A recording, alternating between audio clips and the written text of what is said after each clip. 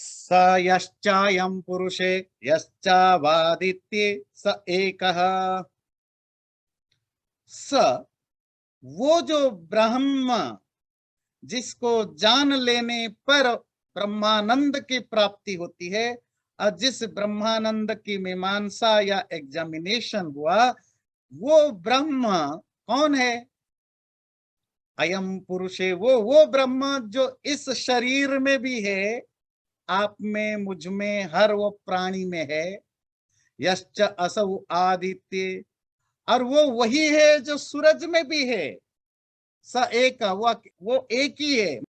तुम्हारे अंदर जो परमात्मा है, पेड़ के अंदर जो परमात्मा है, घास फूस के अंदर जो परमात्मा है, ये छोटे छोटे, और बड़े जो सोलर सिस्टम में भी जो परमात्मा है, वो एक ही चीज है। बात समझ में आती है? तो सूरज हो या तुम हो, इन दोनों के बीच में जो कुछ है, जिसके अंदर जो तत्व है, वो एक ही है। सूरज का ब्रह्मा अलग, पेड़ का अलग, मेरा अलग नहीं। वो कितना बड़ा चीज हो या कितना छोटा हो, वो सूरज जैसा हो या पुरुष मतलब जीव जीव हो, इन दोनों में वो जो रहने वाला है, वो परमात्मा, वो एक ही है। ये सप्तमी विभक्ति, उसमें जो रहता है, इसमें जो रहता है, वो एक है। स य एवं वेद अस्मात् लोकात् प्रेत्य एतमन्नमयम् आत्मानम् उपसंक्रामति। और जो व्यक्ति एवं विद, ऐसा जान जाए, क्या जान जाए? कि जो सूरज में है वही मुझ में है, जो मेरी शत्रु में है वही मेरे मित्र में है, जो कीड़े में है वही मकोड़े में है, वही धरती में है वही कॉस्मस में है।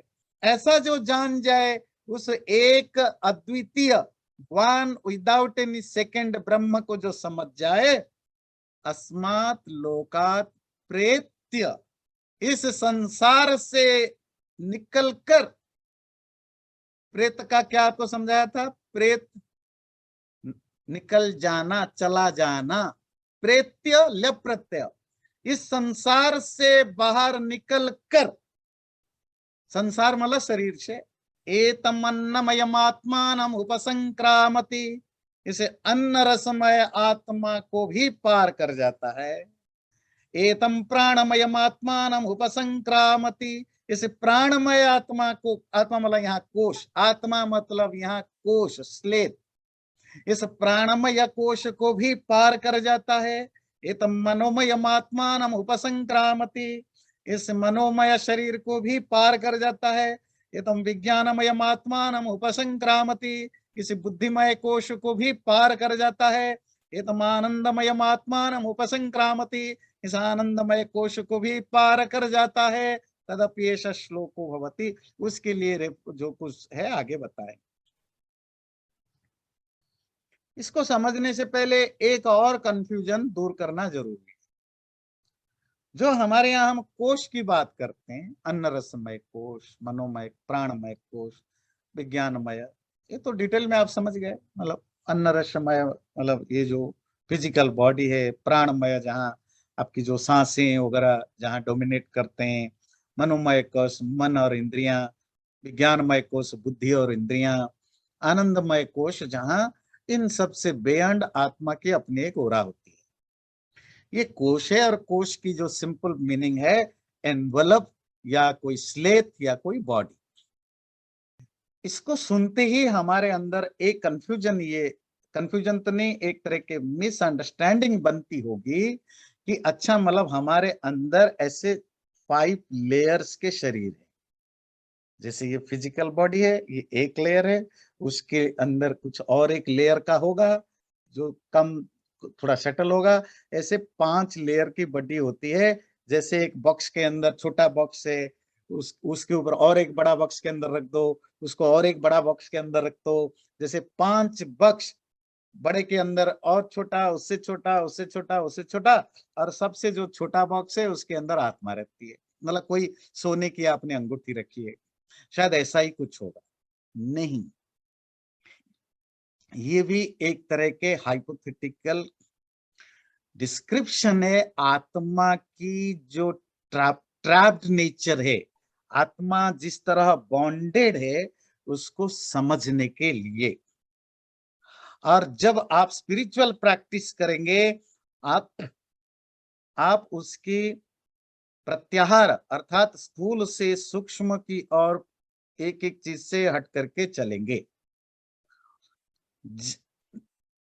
नॉर्मली जो आम ह्यूमन बीइंग है, आम मनुष्य हैं, वो इसी शरीर को ही सब कुछ समझते हैं, उनके लिए यही आत्मा है। तो जब आप स्पिरिचुअलिटी में जाओगे तो आप इस शरीर को आत्मा समझना बंद करोगे। बहुत सारे लोग हैं जो थोड़े स्मार्ट हैं, उनको लगता ही नहीं ये फिजिकल बॉडी, तो ये तो एनिमल सोचते हैं ऐसा, और एनिमल टाइप के जो ह्यूमन बीइंग है वही सोचते हैं physical pleasure is everything, there is nothing beyond that. फिर आप कहते नहीं, प्राण जो है वो थोड़े शटल है, इनकी भी इंपोर्टेंस है। शायद जो हमारी जो लाइफ है, it's not based on body, it's based on our vitality. So we need to take care of that vitality instead of focusing 100% on this body. तो फिर आप हेल्थ पर ध्यान देते हैं, वाइटलिटी पर ध्यान देते हैं।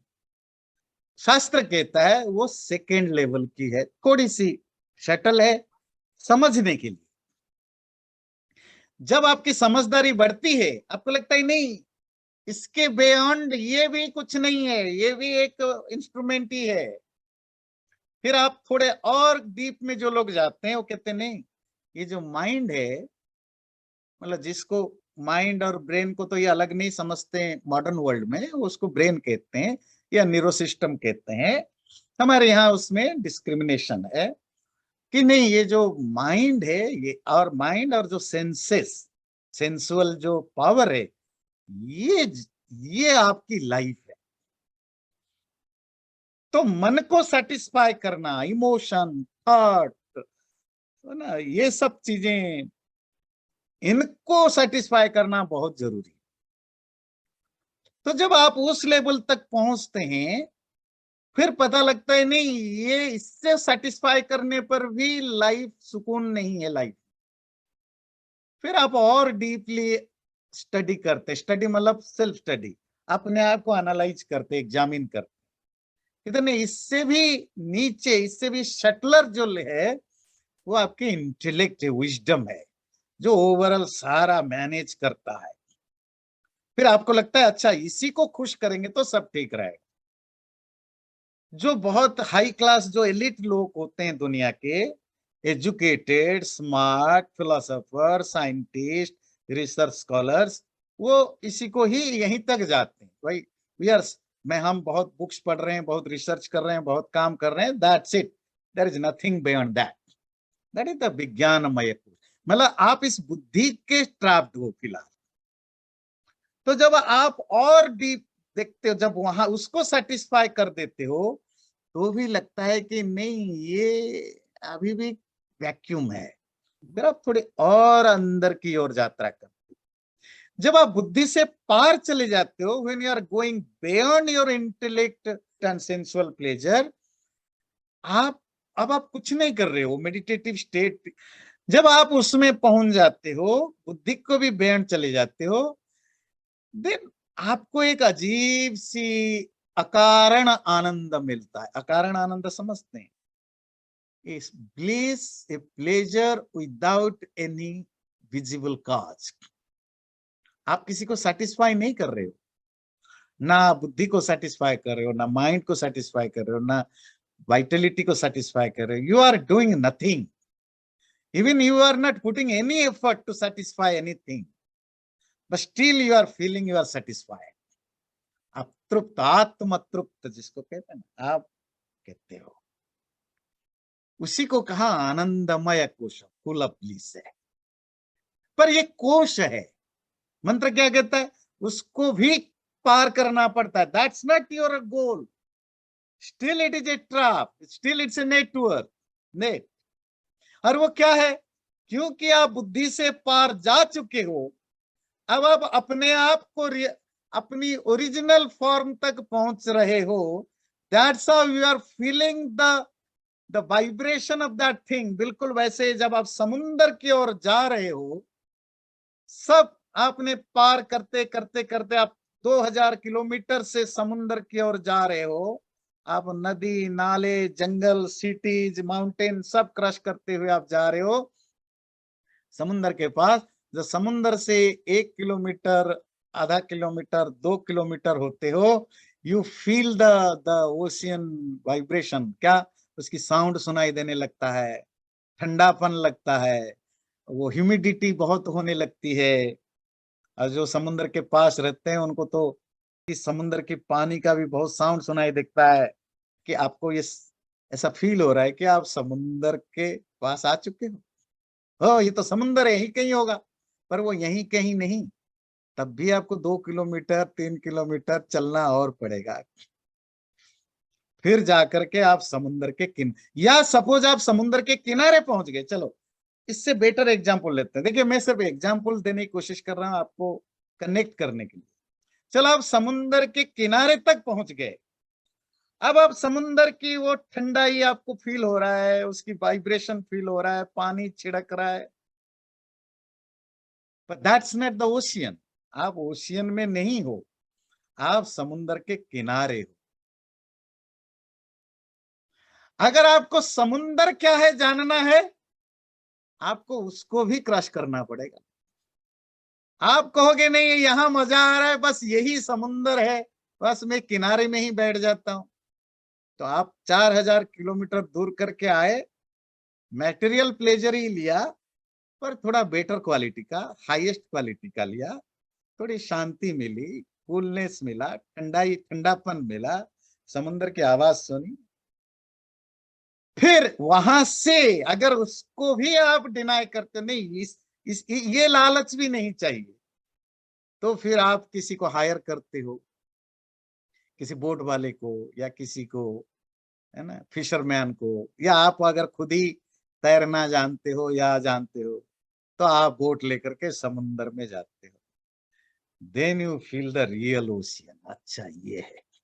और सबसे बढ़िया, अगर आप डुबकी लगाना जानते हो तो क्या कहते हैं उसको, वो जो समुद्र के नीचे जाते हैं तो वो है जिन्होंने समुद्र को रियलिटी में जाना। तो ये जो आनंदमय कोश है वो समुद्र का किनारा है। वो भी आपके अंदर भ्रम पैदा करता है कि मैंने अचीव कर लिया, क्योंकि समुद्र के पास होने से समुद्र की जो जो खुशबू है, समुद्र की जो जो इम्पैक्ट है, आपको फील होने लगता है। यू फील गुड, आनंदमय। फिर जब उस कोश को भी आप टूट जाता है, फिर आप रियल आत्मा को जान लेते हो या ब्रह्म को जान लेते हो। That the last stage. तो ये जो कोश का कंसेप्ट हमारे यहाँ है, वो आयुर्वेदिक कंसेप्ट नहीं है, वो स्पिरिचुअल कंसेप्ट है। मतलब it's not there in real. उसमें कोई ऐसा ऐसा कोई एनवलप नहीं है। ये एनवलप हमारे इल्यूजनरी व मेंटल एनवलप है, जिसको स्पिरिचुअलिटी में आपको समझना है और एक एक लेयर को क्रश करना है। और नॉर्मल लोग उसी तरह के होते हैं, जो बहुत ब्लाइंड है, वो शरीर को ही सब कुछ मानता है, समझदारी बढ़ने के पास वो अंदर जाता है।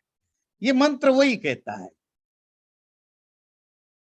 ये कहता है जो उस ब्रह्म को जान लिया, जो भी सूरज में है वो मुझ में है, वो अन्नमय कोश से ऊपर उठता है, प्राणमय कोश से ऊपर उठता है, मनोमय कोश से ऊपर उठता है, विज्ञानमय कोश से ऊपर उठता है, आनंदमय कोश से भी ऊपर उठता है। अच्छा, आनंदमय कोश को पार कर गया, अब वो कहां पहुंचा? यतो वाचो निवर्तन्ते अप्राप्य मनसा सह आनंदम ब्रह्मणो विद्वान। जहां ये वाणी, स्पीच, उसको बिना जाने वापस आ जाती है, जहां माइंड उसको बिना जाने वापस आ जाता है, वही ब्रह्म का आनंद है। उसी को जान लेता है, ना विभेति कुतश्चनेति। फिर वो किसी से डरता नहीं। तो वो जो ब्रह्म है, या उसका दूसरा नाम क्या है, आनंद, ध्यान रखिए, वो जो आनंद है या ब्रह्म है, वो स्टेज है जहां तुम्हारा मन कभी पहुंच ही नहीं सकता। वो जाता है आनंदमय कोष तक, समुद्र के किनारे तक, समुद्र की मिठास को फील कर लेता है, और कंफ्यूज्ड हो जाता है, यही सब कुछ है। बस वो वहीं तक उसकी लिमिटेशन है मन की, और उसी को आकर पब्लिक को बता देगा जी ऐसे ही होता है। और क्योंकि माइंड लिमिटेड है जो माइंड के द्वारा रिसीव्ड है वाणी, तो उसी को एक्सप्रेस करेगा ना। आप वही बता सकते हैं जो आपने फील किया। तो क्योंकि मन से फील नहीं कर पाते हैं ब्रह्म को, तो वाणी से उसको एक्सप्रेस नहीं कर पाते हैं। जहां मन और वाणी रुक जाते हैं, सीढ़ी है, मन तक ही, आप मन के द्वारा ही जाएंगे, बुद्धि के द्वारा ही जाएंगे, आनंदमय कोष तक आप रुक गए, उसके बाद आपकी जर्निंग विदाउट एनी स्टेयर्स होगा। क्यों? क्योंकि आप स्टेयर्स की जरूरत है कि आप ही तो आप हो, वो तो आप ही हो, वो आत्मा स्वरूप। और आप अपने आप को जान लिया तो ब्रह्म उसी के अंदर, ब्रह्म और आत्मा की सिमिलरिटीज है, तो ब्रह्म को भी जान लिया।